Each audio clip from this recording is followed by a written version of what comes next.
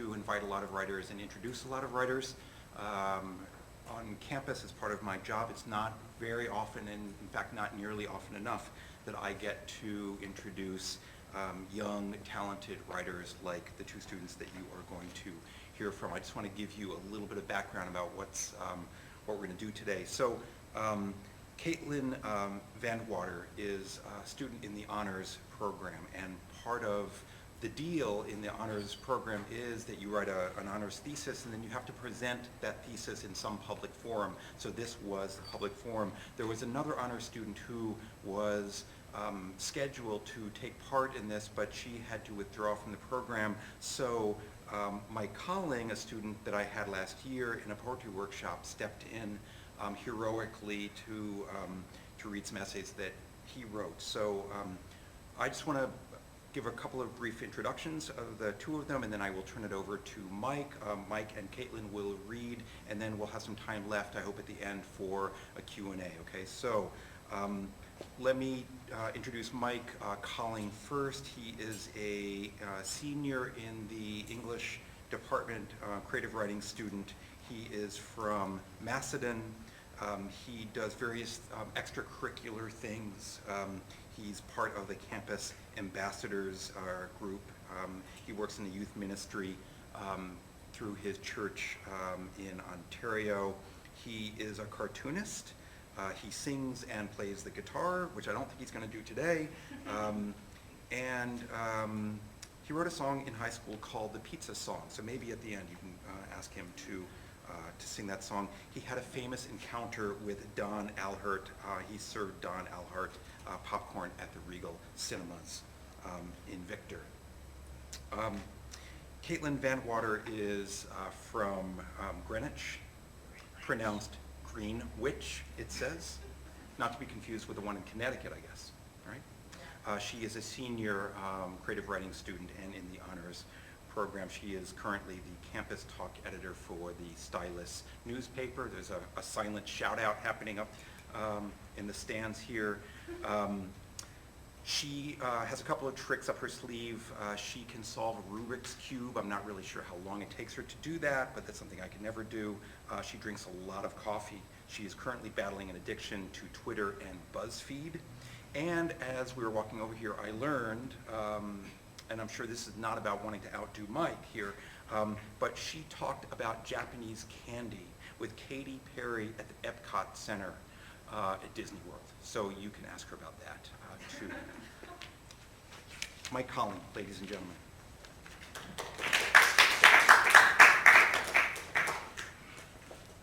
Okay, hello. So I just wanted to share with you, I have two shorter pieces because I'm not an actual honors student. I'm just the backup replacement. So the pieces I'm reading, I wrote both of them last semester, the fall semester, in Dr. Ann Panning's class, nonfiction workshop. And one thing I didn't know in joining the class is that I was going to be focusing our nonfiction writing on food. And if you knew anything about me before the class, and you'll find out through this piece that I'm going to read, is that I have a really weird, picky eating problem. And and it's not just like I prefer not to eat certain things. It's that when I grew up, I only ate certain like grain and dairy, you know, the food pyramid, just those two things. I wouldn't eat vegetables, fruits, meats, and I wouldn't even try them. So that's what a little weird thing about me that you'll learn through my piece. But what I got excited about in the chance to write these nonfiction stories, that it allowed me to explore and explain what I call food phobia. And now I'm working towards trying new things ever since this story that I'm about to read. So this is my first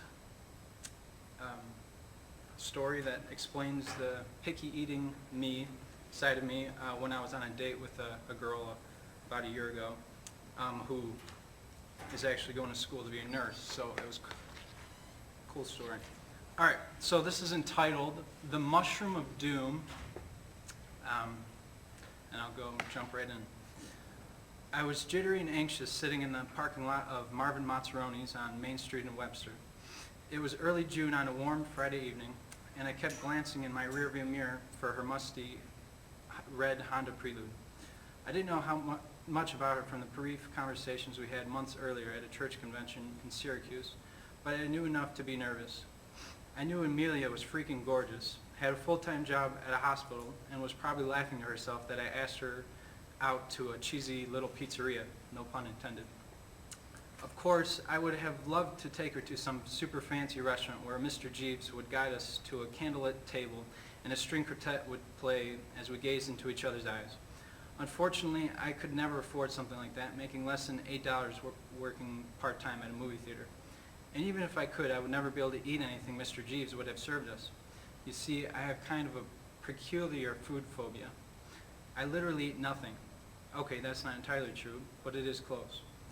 At some point during my childhood, I decided I only like 3 meals: cereal without milk for breakfast, the kind with the cartoons on the box, grilled cheese with fries for lunch, and cheese or pepperoni pizza for dinner. Occasionally I'd switch it up with peanut butter sandwiches, pancakes without syrup, and snacky foods like chips and cookies. If I were feeling brave, I'd risk the eggy taste of French toast or try some spaghetti, but without sauce or meatballs. Everything else I either refused to eat or would never try again. The smell of other foods made me gag. Anything sloppy, oozy, gushy, or mushy made me want to blow chunks at the thought of putting it in my mouth. Trying new foods outside of my safety meals was always a nightmare. When I was little, my parents tried their best at getting me to branch out. Just 1 spoonful of your peas, Mike, and you can go watch TV with your brothers, my mom once said. I grumbled, scooped some peas into my spoon, and raised it up to eye level. I looked at the unpalatable spheres with horror. Could peas be eyeballs that were plucked out from the inside of an insect's skull? But by the time I plopped them into my mouth, my throat caved in, my face scrunched up, and my eyes went watery. My parents allowed me to spit them out before my stomach forced them out. As I grew older, most people assumed I was a vegetarian until they heard that I wouldn't even eat vegetables. After I explained the constituents of my unbalanced diet, they'd get surprised at how scrawny I was. But I think my scrawniness was the result of a lack of quantity. Doctors worried that I was self-conscious and would become anorexic. But the truth is, I just hated trying new foods. Over time, it grew into a fear and disgust of any foods that I didn't already deem edible. To me, pizza was edible. Pizza was all that I ever wanted for dinner, therefore pizza was all I ever had for dinner. So there I was, a 23-year-old adult who had the same diet as a fussy little child. And I was about to have dinner with a beautiful, classy girl. I thought, even if Amelia was able to make it through one childish mealtime with me, eventually she would get quite sick of my limited diet. Besides asking her to a greasy pizza joint, felt like I was asking a goddess to step down from Olympus to catch some grub with a lowly mortal. But really, I had no other options. Amelia arrived right on time, 7:15 exactly. Her hair was long and straight, and she wore a white knit shirt and denim shorts. Her skin really did seem to glow like a Greek goddess. We exchanged greetings in the cramped parking lot that divided a small patio and the Mazzaroni's building. I thought dining on the patio would help create a charming atmosphere after we ordered from a place that has a dopey-looking kid stuffing an entire pizza in his mouth as its advertising logo. After we entered the restaurant, I led her to a counter that had a bunch of paper pamphlet menus on display. I was trying my best to hold off on unveiling my food predicament. The medium comes with 8 slices. Do you want to get a pepperoni? I asked. Amelia furrowed her brow and studied the toppings listed in the menu. I'm trying to stay away from meat. At least I think that's what she said. It felt more like, ew, is that all you eat? Greasy slabs of pizza topped with fattening pepperoni? I won't let you poison my figure by making me eat like you.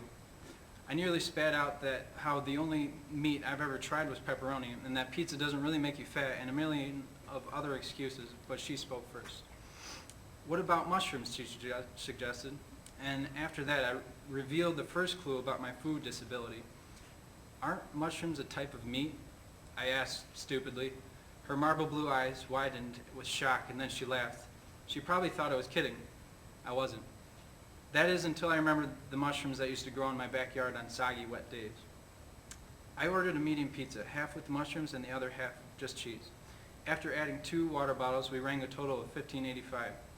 Amelia wanted to split the cost, but because I already felt like a kid on a date with his mom, I was careful to cling to my one hope of appearing like a man. And so I handed the cashier a $20 bill my mommy had entrusted to me before my big date. Joking. I whipped out my credit card of independence from my masculine leather wallet and paid for the meal. I started to feel more confident when we walked back outside towards the patio. We sat at a table with an umbrella that was gently rustling in the warm summer breeze. Amelia straightened her long dark brown hair over to one shoulder. "So, Amelia, tell me what it's like working in a hospital," I said as I leaned my chin over my propped up fist like it was story time. "Well," she straightened her posture and smiled, "I work at MCH, Monroe Community Hospital in Rochester, as a CNA." "What's a CNA?" "It stands for Certified Nurse Assistant," she explained. Her voice was very calm and smooth. "Basically, I do all the stuff for patients that an RN is too busy to do, but I want to go back and finish schooling to be an LPN." "Oh," I said, completely confused. "I guess the first lesson in nursing is to memorize a billion acronyms." She seemed very sophisticated. I was not. In fact, I forgot what CNA stood for immediately after she told me. Which is true, I had to look it up when I was writing this piece because I forgot. Our pizza was delivered on a large silver pan. My half looked just right, cheese perfectly melted with a few lightly toasted brown spots. Amelia's half looked like it was topped with diced larvae and slugs. After we started eating, I slipped out the truth about my food phobia as casually as possible. "As a nurse, you must know a lot about nutrition, right? You see, I have this peculiar food pickiness." I told her about my safety meal foods with a laugh to try and make myself not seem like a freak of nature. "I know it's not the best, but pizza pretty much takes care of me. I mean, it gives me dairy through cheese, veggies through tomato sauce, and grain through the crust. So I should be okay, right?" "Ah, Mike," Amelia exclaimed. "Processed foods like that only give you a partial amount of the nutrients.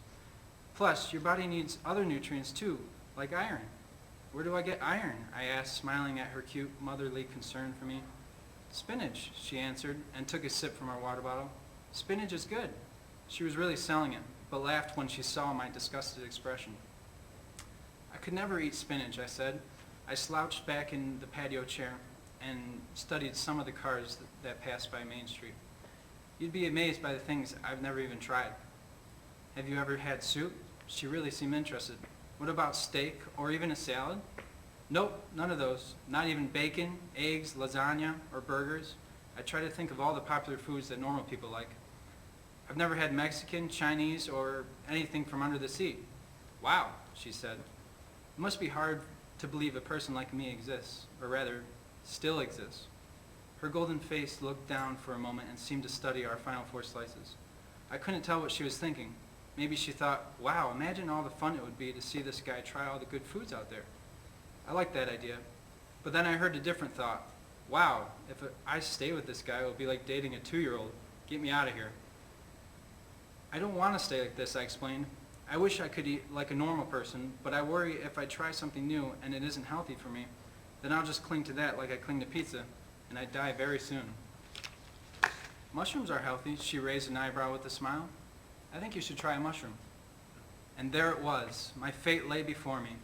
I looked at one of her slices and saw the thing covered in black mucus. It snarled at me. It knew it was the dark and slimy keeper of my fate. One mushroom would decide whether or not this beautiful Amelia would ever want to go out with me again. If I couldn't conquer the mushroom, how could Amelia ever be with me? She was too pretty. I had to do it. I had to slay the mushroom of doom. "I'll do it," I declared with forced bravery.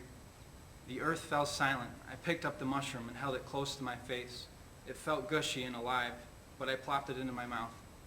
It was cold and wet and slapped around on my taste buds like a fish. My face scrunched and Amelia watched with terror. I started chewing. The mushroom became a school of fish, swimming all over my mouth. My chewing quickened, and I slowly realized something. It almost tastes like cheese. At last, I was able to swallow the mushroom. I was victorious. I could hear shouts of joy roar from all the people of Webster. They let confetti flood the streets while parades marshaled forth a triumphant tune. Trumpets blasted as I stood high upon a mushroom float. The goddess of Olympia crowned my head with olive branches and raised my right arm. Amelia laughed and asked me how it tasted. It wasn't that bad, I admitted. Inside my stomach is like, yes, this is what I've been asking of you for all these years, nutrients. I laughed and held my stomach.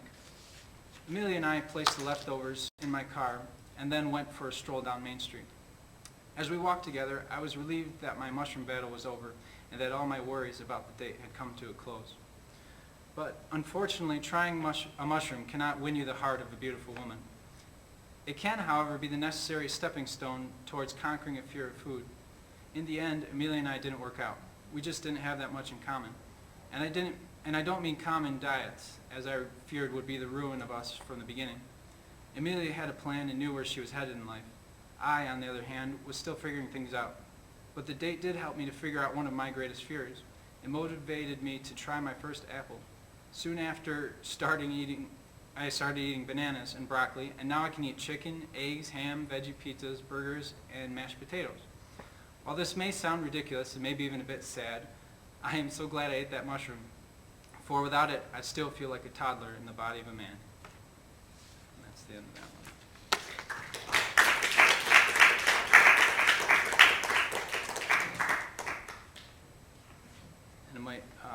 And another cool thing to go along with that is that I'm taking a nutrition class this semester, which is also helping me advance my diet. So the next one is on a similar note. It explores how much I love pizza. As you heard, I actually wrote a song in high school called the Pizza Song with a couple of my friends. And one of my favorite pizza places of all time is Pizza Hut. And so this kind of captures my feelings about Pizza Hut and from a perspective of all my life that you'll see. A little different about, a little note about this essay is that we were required to add in a research aspect for the food. So you'll notice I did a little research for Pizza Hut and I kind of threw it in there. So it might sound a little like a sales pitch, but just understand that that's what it was for. Okay, so this is Pizza Hut and a 7-year-old's struggle with identity. As a boy growing up in the 90s, my heart, mind, and soul were devoted to becoming a Teenage Mutant Ninja Turtle. Naturally, I had no problem imitating masked turtles who rise from the sewers of New York City to fight crime lords and mutated monsters. However, being the amateur among two experienced turtles, there was one part of my older brother's creed I found difficult to comply. Turtles eat pizza with their hands. You're not a true turtle because you eat your pizza with a fork. Josh and Ben scrutinized me as I waited for my mom to chop my pizza into little bite-sized cubes. I guess I made too much of a mess without silverware. My family frequently visited a Pizza Hut located just outside the Parrington Hills Mall in Fairport. Behind those brick walls, I had my first encounter with the dimly lit restaurant. The pleasing aroma of pans sizzling with butter immediately created an inviting atmosphere. It was there that, either because of the comforting environment or because of my obsession to become Leonardo, the blue-masked turtle who wields two swords, I soon laid down my fork. I remember carefully picking up my first slice, plump with cheese, and chomping off a big turtle-sized bite. My fellow turtles were so proud to announce that my initiation was finally complete. It was then that I started to see Pizza Hut as a place I could trust. When I entered the second grade in 1996, Mrs. Tobin strongly invested in my class's ability to read. A yellow laminated strip displaying the ABCs wallpapered our teal-colored classroom. Beneath the chalkboard sat numerous crates filled with books that we could rummage through for silent reading. Personally, I never went for a book unless every single page included pictures that were doused in color. I was not a big fan of reading. I had a hard enough time learning how to spell cat. That is, until I heard about Pizza Hut's Book It program. Pizza Hut's Book It is a national reading incentive program that strives to encourage kids to want to read as opposed to have to read. According to the program's website in 1984, the president of Pizza Hut, Art Gunther, wanted to motivate his son, who seemed to be just as thrilled about reading as I was. He took his son to Pizza Hut and gave him a slice as they worked one-on-one to concentrate on his reading curriculum. Gunther found that the experience successfully sparked a new passion in his child for reading. Soon after that, he gathered a team of experts to develop a program based on this idea.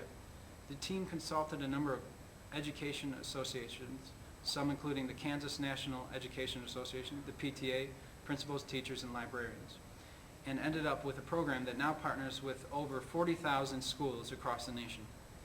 I started to grasp the value of Book It when my mom praised Ben for meeting his monthly reading goal by driving him to Pizza Hut. The program asks teachers to monitor their students, grades K through 6, who will read for at least 60 minutes a week for 6 months, October through March. At the end of each month, the teacher rewards students who completed their goals with a certificate to take to any Pizza Hut restaurant for a free one-topping personal pan pizza. After I witnessed Ben stuff his face with those 4 greasy personal pan slices, I was ready to read. Unfortunately, another problem stood in my way to receive my very own free Pizza Hut pizza. During my earnest reading pursuits, my school nurse decided to fail me at my eye exam. I told the eye doctor that it really wasn't that bad, but he insisted. I was sentenced to wear glasses for the rest of my life. As a 7-year-old boy, it was like the doc was telling me, "Sorry, kid, but we're going to have to strip you of all your dignity and potential popularity. After all, somebody's got to be the dork that everybody else makes fun of, so why not let that be you?" I left the optometrist wearing obnoxiously large frame eyeglasses. My mom, having the kind and compassionate heart that she does, decided to take me out for lunch at the Parenton Hills Mall instead of returning me to school that day. Inside Pizza Hut, the trauma from owning glasses seemed to escape through the ceiling with that nose-sizzling aroma and shot miles away, leaving me safe and secure under the hut-shaped red roof. And even though I was not anywhere near completing my reading goals for Book It, I still got to taste the deliciousness of my very own personal pan pizza. I remember sitting across from my mom in a red leather booth, which overlooked the parking lot. Between pizza bites, I grieved over my dorky glasses. Meanwhile, my mom dug through my backpack to examine a bookmaking project that Mrs. Tobin assigned to our class. In class, we sat with a teacher's aide and dictated a story that would later be typed up and handed back to us to fill in with hand-drawn pictures. My book, The Smarties, was about a tiny wheel-shaped piece of candy who was abandoned by his friends Worm and Ant. In search of new friends, the Smartie went to Pizza Hut. On that page, I drew a huge slice of pepperoni pizza with an obnoxious smile and bulging blue eyes to represent the restaurant. Beneath the personified slice of pizza, the Smartie stood at the threshold of the restaurant with the door swung open. My mom distracted me from my grief by showing our waitress the drawing. "Sorry to bother you, but I just want to show you this project my son made," my mom said excitedly. "He loves this restaurant so much that he put Pizza Hut in his book." "Wow, you're quite the artist," the waitress smiled at me. Being a kid, I was incapable of detecting anything but absolute sincerity from the girl's enthusiastic analysis of my work. I suppose that's how my affection for Pizza Hut began. Tragically, my favorite one at the Parenton Hills Mall eventually closed down, but that never stopped me from searching for new ones. Years later, in my early 20s, my brother Josh and I would get together every few weeks at a Target in Webster. Inside, we ate at a little Pizza Hut express station. Josh ordered the Tuscany creamy chicken Alfredo while I stuck with the personal pan. We wrapped around the express station past the Starbucks and sat down at the bar stools that overlooked the Target parking lot. Josh told me what it was like living on his own at his studio apartment in Webster. He told me his dreams of becoming a starving artist. He told me about his plans to propose to his girlfriend, Rachel. I listened with excitement and a mouthful of cheese and tomato sauce. Around the same time, I went on a trip to Randolph, New Jersey to visit my brother Ben. One night, we picked up some stuffed crust from a local Pizza Hut. At his apartment, he told me what it was like to work for Pinnacle Foods and how he was budgeting for his summer wedding. He explained his mixed feelings about moving to California with his bride, Janelle.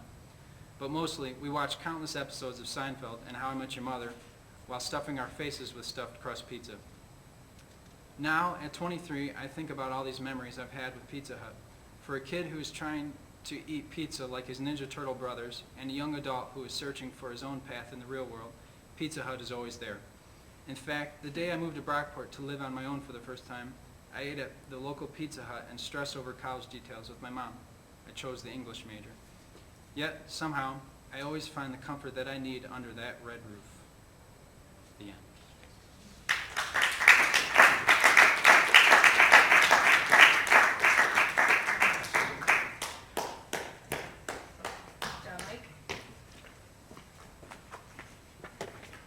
Hello all, room. The essay I'm going to read today is called Milestones. It's half of my senior honors thesis. The first essay I wrote was about my cubicle in the library, and this essay is about a lot of milestones that I've been through, the kind of milestones we look at in society. When I was writing this essay, I really wanted to focus on taking a look at an event as it happened, writing down my emotions, and then reflecting on those emotions, and then reflecting on where I felt that way in the past. I don't want to give away what the essay's about because you will find out in a matter of a couple of minutes. As I was telling Mike earlier, I'm kind of obsessed with memory and writing about memory and writing about how goofy I was as a child. In my nonfiction class last spring with Dr. Black, I wrote a really comical essay about my fear of learning to ride a bike. And it was about 10 pages of me just marveling in how dumb I was and how I actually taught myself how to ride a bike without even knowing it. And yeah, I really wanted to explore memory and the way I react to events in this essay. So here is Milestones. As with any year of my life, the school year I entered first grade was crammed with milestones.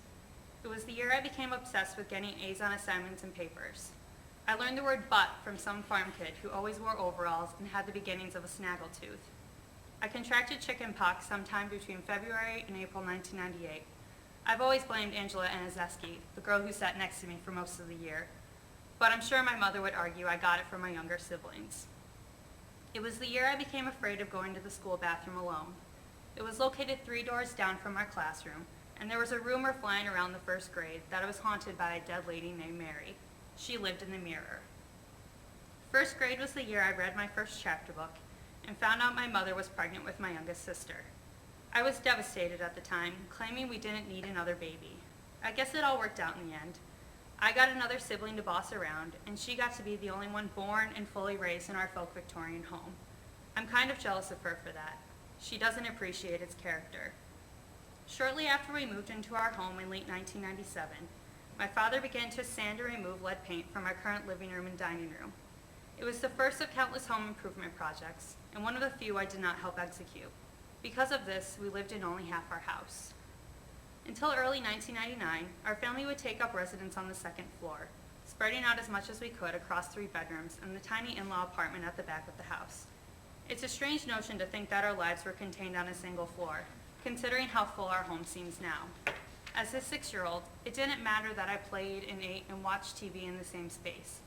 The faded, worn, wall-to-wall carpeting in the tiny living room and bedroom of the apartment was new and different from the white carpeting in our previous house. The room I shared with Bailey was a lot bigger, and on Saturday mornings, we'd collapse the trundle bed and play for hours with Barbies and Beanie Babies on the floor. Back then, our cramped space was spectacular. The loot under the Christmas tree was more mountainous. We were constantly finding marks and dings from previous owners, inhabitants we would never get to meet. Our new house is an adventure, a series of mysteries our family is still trying to solve. I was the only one in school at the time, and I don't recall if I loved it or not. I do know that I suffered from separation anxiety for the first 3 years of school. My parents argue this persisted until college, and I hate that I agree with them. And was terrified of riding the school bus, only because the bus driver was an old fat guy who had a habit of forgetting to stop in front of my babysitter's house. I guess it was easy to forget someone as tiny as me, and I did nothing to remedy the situation. I let the older kids pipe up and scold him for me. Taylor Kelly was my best friend that year. We met in kindergarten, and I'm pretty sure she lived about 2 blocks away from me until 6th grade, when she moved to Lake George or Elmira. She was a bigger girl, not quite overweight, just chunkier than I was. She had dirty blonde hair and light brown skin and a loud, infectious laugh. Whenever we played house in Mrs. McQuan's class the year before, she would always be my daughter, and I would put her in charge of the baby, a naked African-American doll I think we called Lucy. Throughout the remainder of her time in Greenwich, we oscillated between being friends and acquaintances, partially because we weren't in the same class, and I rarely went on play dates. I was Facebook friends with her for a year or 2, but like our first grade friendship, it crumbled because of distance and lack of interest. I don't know where she is now, but I'm sure she's got her lip pierced and an ugly tattoo taking up real estate on the small of her back. She's not a bad person. I'm just more straight-laced than she is. I don't remember my favorite color or what my favorite movie was. It probably bounced between The Lion King and Beauty and the Beast. I couldn't tell you what I wanted to be when I grew up, or what my favorite TV show was. I can only remember random things, stupid details like getting a B+ on a quiz when Mrs. Gardapi substituted for a week, or hugging a line of acquaintances as I left the cafeteria each day after lunch. What I do know is that I was happy, healthy, and always felt safe, with the exceptions of my trip to the bathroom at school. Mirror Mary scared the shit out of me. I believe at any stage of life, when tragedy or happiness hits, we'll always remember the mood of the room or setting we are in. Depending on how tragic or happy the moment is, the time of day may also be permanently carved into our memory. When I found out my mother was pregnant for the 4th time, the entire family was huddled in what is now my youngest sister's room. Mom was sitting on our wooden, wide-backed rocking chair. Dad stood somewhere in the room, probably holding my brother. Bailey stood or sat next to me, eager to hear the news. The room was well lit, so it was either mid-afternoon on a weekend, that's when the sun shines the most in Hadley's room, or after dinner, when all the lights would be on in our bedrooms. The night I found out my pop died, I was sitting on the pine green cushion I write this essay from, in our mustardy green living room. It was around 8 p.m. on a Tuesday. The first time I saw the Twin Towers fall, I was standing 20 feet away in our playroom, hugging my mother as I tried to make sense of the scene that played out on our tiny television. It was around 2:45 on another Tuesday. It was really sunny that day. When I learned of the Sandy Hook Elementary School shooting, I was sitting one cushion down from where I am now, halfway through Tina Fey's Bossy Pants, and partially listening to a thrilling game of Who Wants to Be a Millionaire. I don't normally keep the TV on during the day, mostly because Mom sanctions it during daycare hours. When it is on, preschool shows are playing. My viewing of Millionaire was a rare moment. The living room was devoid of small children. I could listen to the game show and read my book in peace. I've been dealing with little kids running around our house since the end of 2nd grade. Our family went through a lot of change between December 1998 and December 1999. Even more so between December 98 and April 99. Hadley was born just 2 weeks before Christmas 98, rounding out my parents' quartet of children. My mother left Kmart in March 99, right around the time we moved downstairs and began our new, decompressed life in the whole of our home. The introduction of daycare kids came soon after. Moving downstairs and the start of daycare are forever tied together in my mind. I don't remember a time when strangers' children weren't sleeping on our couches in the early afternoon or eating all of our animal crackers before they went home. Like most Fridays of my winter break during senior year of college, I planned on spending the day on the couch reading. As I would tell anyone willing to listen, it's incredibly hard to read recreationally during the school year, especially as an English major. I would spend my break reading anything I could get my hands on, tuning out small children in my family in favor of Tina Fey's Childhood and Pat People's struggles to piece his life back together in the Silver Linings Playbook. Unfortunately, the NBC News special report that interrupted Millionaire ruined those plans. There's something alarming about a news segment splicing into daytime television, the strong voice of Lester Holt reporting that there has been a massacre just 3 hours away from your home. It's numbing to hear that 20 to 25 children have been shot, and possibly more are dead.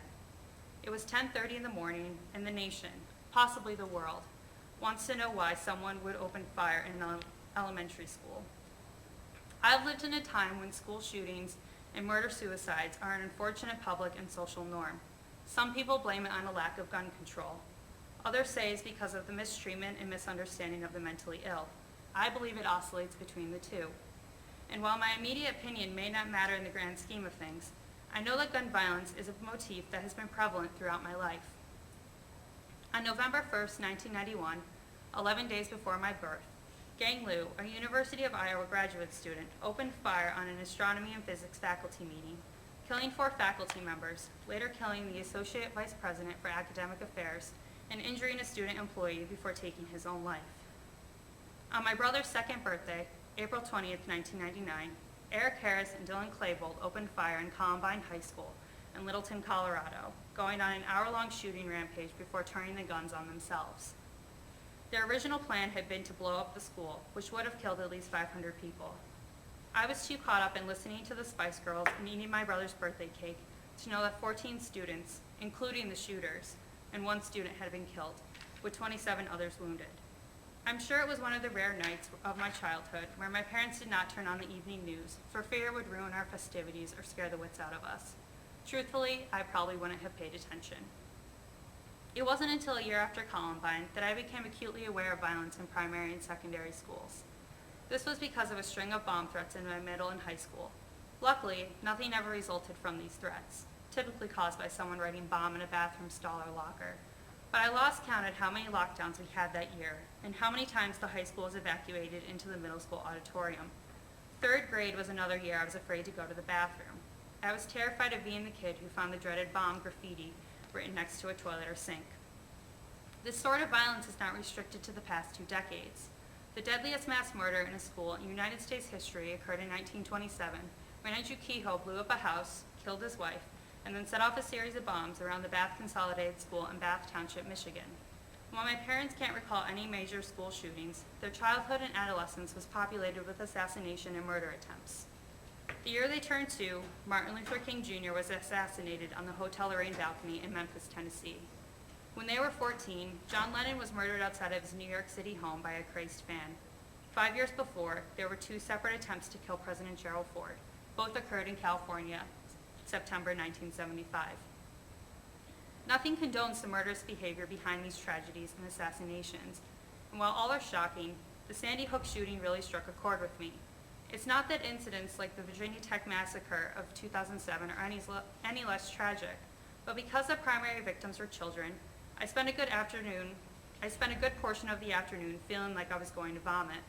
Those kids were barely old enough to read and write or tie their shoes.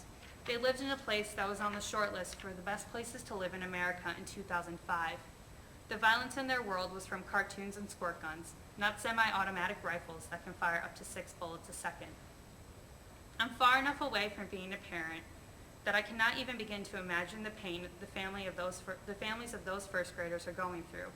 I'm close enough to know that they'll always live with holes in their hearts, always wondering what kind of people their kids would be as adults. They'll wonder who they would marry, where they go to college, and what kind of music they would listen to as angsty teenagers. They'll always remember the rainy days of playing with Legos or building tents in the living room. I'm witness to these moments whenever I'm home. I spend my holiday breaks surrounded by other people's children, kids who think our house is the safest place on earth. Second to their beds at home are their parents' arms. The children that filled my house over that winter break probably feel safe at preschool too. They're surrounded by their friends and kind teachers, so they don't need to worry about the outside world and all of its horrors. That's the beauty of being a child, the undying faith in all of the good of the world. The kids that died that day were probably too focused on what Santa was going to bring them to realize that our nation is still at war and our economy could still use a little boost. The bigger picture doesn't matter to a child because it doesn't have to. Those kids will be cherished and memorialized in their community forever. Newtown, Connecticut will be listed in the history books as the site of the second worst school shooting in recent U.S. history.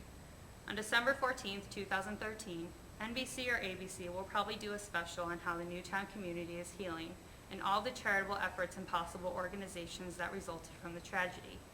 No doubt a group of parents will start their own foundation or scholarship fund and begin crusading the country, preaching about gun control and ways of preventing and ensuring things like this never happen.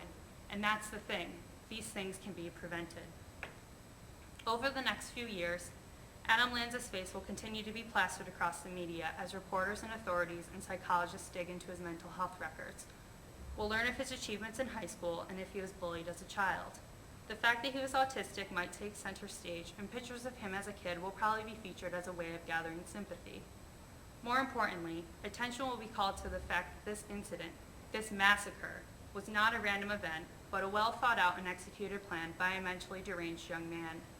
The same thing can be said about Columbine, Virginia Tech, and the Iowa State shootings.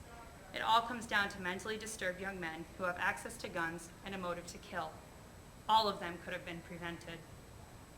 In the wake of these events, our first instinct is to ban the guns, to cast blame on the accessibility of firearms. Certainly guns play a role in these tragedies, but as the saying goes, guns don't kill people. People kill people.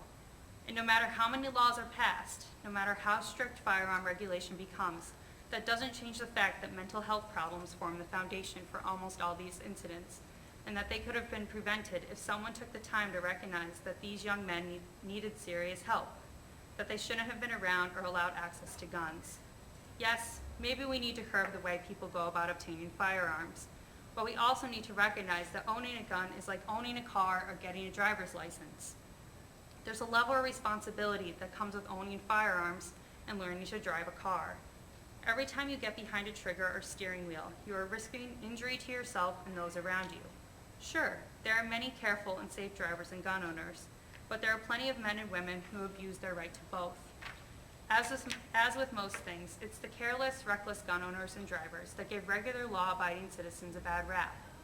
Even worse, it's the fact that men like James Holm, individuals who are clearly mentally unstable and exhibit behavior that concerns other people, are legally able to buy firearms because they don't have a criminal history. We don't let blind people drive, so why should we let mentally disturbed men and women have access to dangerous weapons? The night of the Sandy Hook Massacre, I found myself fleeing the nonstop news coverage, reading the final pages of Bossy Pants, and watching The Graduate. The ending of the book was bittersweet, mostly because the humor soured after I heard about the shooting. It's hard to enjoy someone else's happy moments when over a dozen families are being consumed by unimaginable grief just 3 hours away from your home. My family was scattered across town. Mom and Dad had gone out for the final Christmas shopping trip. Riley was off at a track meet. Hadley was at a basketball game, and Bailey was at the back of the house watching a movie online. The dog slipped soundly beneath my feet as I tried to focus solely on my book and movie, but images of my favorite first graders kept flashing through my mind, disturbing the quiet peace that had spread throughout our house. The 5 4-year-olds that occupied our house that Friday all had siblings, mainly sisters of first grade age. I spent over a decade sitting, listening, and marveling in the stories small children make up, watching dozens of kids grow up playing with the toys I had as a child. It amazes me how they are consistently able to imagine new stories and scenarios for the dolls and action figures my siblings and I filled our playroom shelves with. Their lives are centered around play and imagination. They feel safe as long as they are surrounded by people and things they love. I had spent most of the day on the couch, like I had planned, pretending I was enjoying my book, trying to suppress the anger and sadness as I felt as the events of the day came into focus.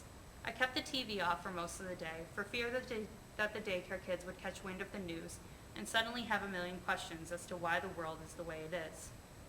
When 6:30 rolled around, I reluctantly flipped on the news, even though I knew it was only going to upset me more. Normally half an hour long, the December 14th, 2012 broadcast of Nightly News was an hour long and virtually commercial-free. Flashes of Obama tearing up and sighing into microphones had dominated the 5 o'clock news hour, and for the first time that day, I watched the entirety of the president's remarks, the long pauses between statements, his steady hands wiping away tears from the corner of his eyes. It's a task to keep your emotions at bay when the leader of the free world can barely keep his composure, and the news team you've grown up with looks cold and suddenly aged. After the clip of Obama was over and the scene had cut back to Brian Williams, I sat on the couch and silently sobbed, glad I was alone with my thoughts and the dogs. Like a majority of the American population, I just wanted to burrow into a hole and sleep for a few weeks, waking up to a world that hadn't just lost 20 children, 6 adults, and 1 mentally disturbed young man. I grew up in a household that has valued the news and respected the people reporting it. Tom Brokaw and Matt Lauer were an essential part of my childhood. Their faces appear in between segments of our home movies, our memories erasing their newscasts and highlights of a time that seems so much simpler, kinder, slower. If I had the chance at school, I'd probably eat my dinner while watching Nightly News and tune into Today each morning as I ate my Frosted Flakes. These programs remind me of home, of the safety of our kitchen, and the comfort of my squeaky wooden bed frame.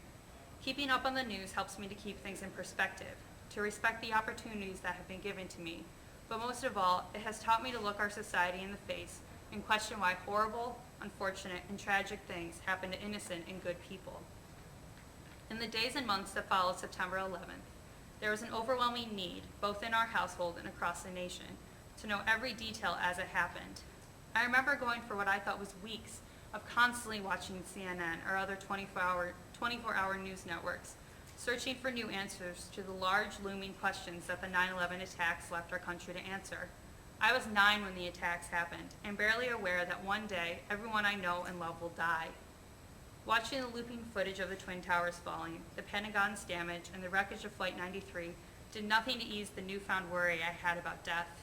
Watching the news the day of the Sandy Hook shooting was a lot like being in 5th grade again, wondering why the hell people would want to destroy the New York skyline, let alone attack our country. It's perhaps an understatement to say that Americans are a proud people. And when tragedy hits, we have a habit of banding together, of momentarily setting our differences aside to support one another. It's always striking to me how a sad, undying, sad, nostalgic, and powerful human spirit arises from whatever horrors are witnessed, experienced, or are exposed to our nation or world. It's a horrible notion, but in the wake of tragedy, people and communities and the global population grows closer. It's disheartening to think that it takes unfortunate circumstances to make people open their eyes and start broader conversations, but we have a habit of not confronting larger issues until they confront us. I've never been witness to or a victim of gun violence firsthand, but I've sat in classrooms of first graders and seen and been part of the innocence their worlds are made of. It's no secret that this is why this tragedy is so huge, why we, as a nation, need to reevaluate the way we view our precious Second Amendment rights and the way we treat the mentally ill in this country. The aftermath of this massacre has the potential to change the landscape of so many issues: gun control, mental health, security in our schools, and so on. Focusing on one subject isn't going to solve the problem. This incident is not solely related to the accessibility of firearms or the status of mental health care in our country. It's a complicated braid of these factors, and no doubt many others. And while it will take a lot of patience to untangle and rearrange the facts to form the realer version of the truth behind this act of violence, it's our job as citizens and parents, siblings and friends to look in the mirror and question the real impact of this tragedy. We know that children aren't supposed to die, and they certainly aren't supposed to be senselessly murdered. No one is. But more importantly, they aren't supposed to die in a place they consider to be as safe as their homes. For the amount of time children and teens spend in school buildings, they shouldn't have a fear to enter a classroom or hallway each morning. I'd like to think that we carefully filter the men and women we allow to teach our children in this country, and that no one in their right mind would even consider opening fire anywhere near a school or public building. But that's the thing. Adam Lanza wasn't in his right mind, and he certainly should not have been able to get his hands on that gun and enter that fucking building. You'd think we would have learned after Columbine to start filtering and locking down the way weapons and guns trickle into the hands of the mentally ill. But until the shootings stop, I don't think we're really making any progress. And that's it.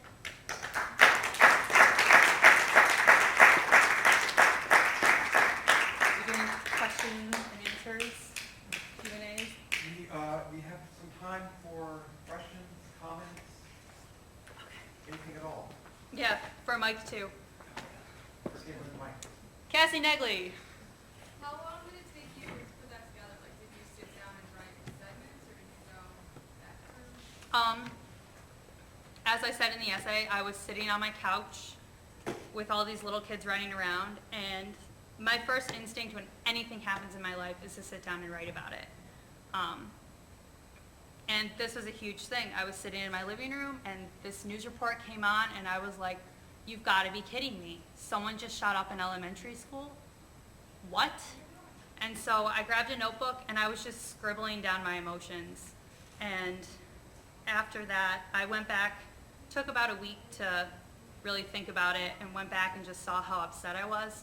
So I then wrote about what I was doing that day, and then I got to thinking, what was I doing in first grade? Like, there wasn't violence in my life. I was just thinking about Beanie Babies and everything. So it took probably a good week or so to write this, like a full week hour-wise. And I just like sat down and I kept whittling away at the subject, thinking about where I was in first grade. It was a long time. It was a lot of hours, and it was really hard to write, but I had a lot of fun writing it because I was really digging into my head, digging into society and societal expectations. So I don't think that answers your question. It took a long time. Yeah.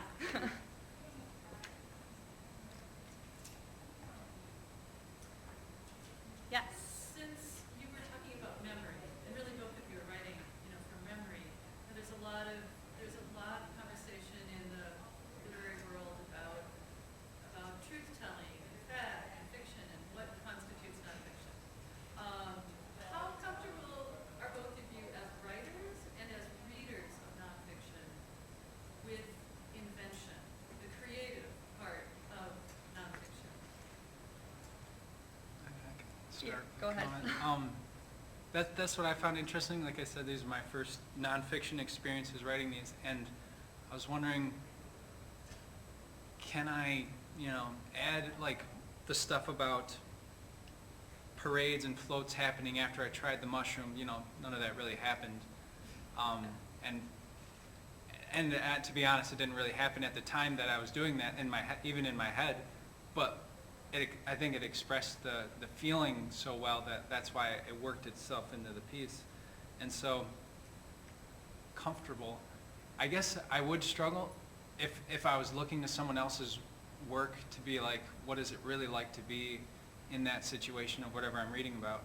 I think I would probably be upset if they were just adding creativity. But if I'm just looking for something fun to read, like that's what I meant for that to be, is just something fun to read, then I guess I wouldn't mind as long as they made it entertaining to me.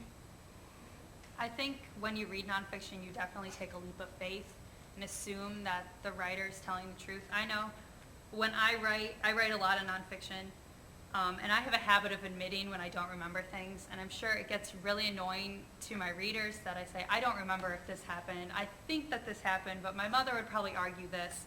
And I feel like I'm constantly trying to assure my reader that it's like, I don't really remember what happened. I think this is what happened, and I want you to know that I have no clue what my favorite color was when I was 6. I think that you definitely have to be careful when you're writing nonfiction and not skew away from the truth. I hope that answers your question. I think you definitely have to take a leap of faith and assume that what you're reading is true to the way that the author remembers it. But then memory is all, wacky that way, where, I think Taylor Kelly was my best friend, but I'm sure my parents thought, Sarah Tuttle was my best friend in 1st grade. So. Why is it that we are so accepting of a good oral storyteller, right? Adding and embellishing and, making light asides when they tell us the story of their childhood. And yet the moment it gets written down, we have such a kind of knee-jerk reaction to the fact that it didn't adhere strictly to the facts. Like we only like to really listen to people who embellish their childhoods when they're Right. retelling them, or embellish a date story, or if someone just said I went on a date and I didn't want to eat pizza and I felt embarrassed, we'd be like, nice story, thank you, right? And the hand would go up.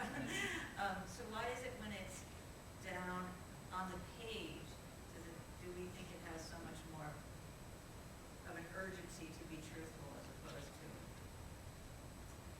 fictionalized to an extent? Either one is fine. Whoever Yeah, wants that's to a good. answer. Why do you think that? Why is the page, the written page, so? That's a very interesting point. I don't think I've thought of before, but I think there's something, at least in the publishing world, like, it's not so extreme if you just wrote it down, I suppose, but like, I think when somebody sees a copyright and it's published and like distributed to so many people, there's almost like a finality, like, this is it, this is what really happened type of deal. But when we're speaking aloud and just like, oh, I went to the mall today, and you just tell them random things and maybe you're making it up and stuff, that person's not going to remember, every little detail that you say. But if it's something that's distributed to so many people through publishing, then people will be like, that's not how it really happened and stuff like that. So I think that's why it's so much more like. Because it can be reaccessed again and again. Yeah, and again. and through time, people are going to pass away and move on, and times will change. But like, we still have the writings of people who lived years ago, and it says exactly what they wrote down originally. Yeah, I agree with that. I think it has to do with time commitment. I mean, this essay probably took me a good 48 hours spread over about 2 months to write. And it did take a while. And I think as a writer, when you have to sit down and really think about something, that I at least want my readers to realize that I took a lot of time looking this up. Like, I had to create a timeline. I sat down with my parents and I was like, when did this happen? How old was I? And they couldn't remember. They're like, I think you were in 3rd grade when those bomb threats happened. So I had to make a lot of phone calls and be like, do you remember when we were locked up in the auditorium that one time and the high school was evacuated? And my friends were incredibly helpful with this, and I used some of their memories to kind of jog my memory about things. But I think what Mike had said about it being on paper and kind of final, that I think people believe it more when it's on paper. You know, that me standing in front of you, like many of you won't be able to remember every single word I said, but I can be like, here's the 13 pages, this is exactly what I read. Like, I did say that. But I like Mike's answer too. Caitlin, I really like the images that you created of your house and the fact that you had this upstairs and this downstairs. And it was really interesting about how much detail I have about the upstairs. And I also thought equally it was interesting how there's this kind of vacuum in my mind of what the downstairs is this Yeah. place that's being worked on, but I don't know anything about it. And I kind of like how that image of the spaces of that house is sort of sitting over here with the tragedies and the spaces of those. Is that something, it seems like both of you were thinking a lot about space that you could call something in, and the other thing is that. Yeah, definitely. That was one thing I really bothered my parents about. They called 1999 the year from hell. Part of our roof caved in during Hurricane Floyd, so I remember sitting in our playroom and watching water flooding down the walls of our newly wallpapered dining room, and my mom was hysterical because my younger siblings were like, "This is great," and I'm like, "Oh my gosh, the roof just caved in over my house." And so they really didn't want to talk about their reactions to 1999 or home improvement, because it just infuriates them how much money and time they had to spend basically re-wallpapering our house, re-roofing the house in the beginning of the fall. But I liked spending a lot of time thinking about how my house has changed and how barren it was when we first moved in. So yeah, that was really important to me, to explore like the physical space that I live in, and then like the mental space that my parents were in at the time, and then the space that I'm in right now as a 21-year-old who's in college, and just, you know, witnessing and hearing about this really horrible massacre of elementary school Well, students. it's crazy for me to be hearing you talk about that because, you know, I was an undergraduate English major at University of Iowa when Don Blue happened, and I was Yeah. basically 2 blocks from there in a grocery store. And I remember still what I was buying and the people that were around me as they heard about it, and that space that's created by that. It's, you know, it's, Yeah. And I thought of you. I was like, I think Chris went to University of Iowa, and I wasn't sure if you were there when it happened, but I was like, I know people who are probably there. I mean, that was one of my, you know, you have this recent shooting, and that's, for me, that's one of my kind of. Yeah. Alicia.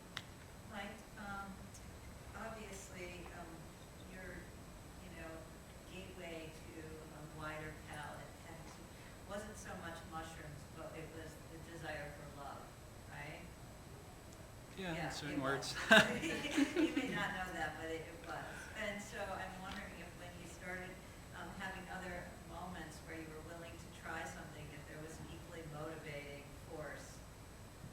You know, could it be interesting to do a series of those? I would like them as a series, and this is not, you know, you can do whatever you want, but I think it would be funny as a kind of series of when you tried chicken, and was there a moment, you know, was it social pressure, was it peer pressure, or was it just that mushroom was the gateway and then you were just willing to try anything? That's really funny to say that, because ever since like I started working on that, I was like, man, I could turn this into like a whole book about like the experiences and stuff like that. And yeah, I mean, I agree with you. Like, you know, I don't think it was just the mushroom, but like envisioning my life being with other people but you know, like being with like a wife someday. I can't just only eat pizza and expect that to work out as a relationship. So Not for very long. yeah. So yeah, I think you're right. Exactly. It's what pushed me to be like, all right, it's time to, you know, Man up. yeah, man up. Try something, and then I think just knowing that I could do that is what helped me try the other things that I mentioned, like the apple. The following week is when I tried, just last year I tried an apple, and now I like apples, and so yeah, I think that is a good suggestion, and I'll keep that in consideration. I would definitely like to remember. I do write down like when I try something new now, and like see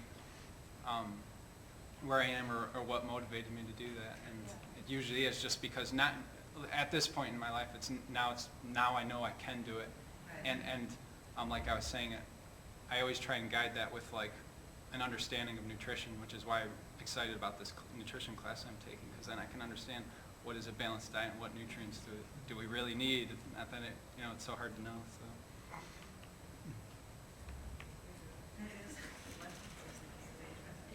I think we're out of time, so thank you all for coming, and another round of applause, please, for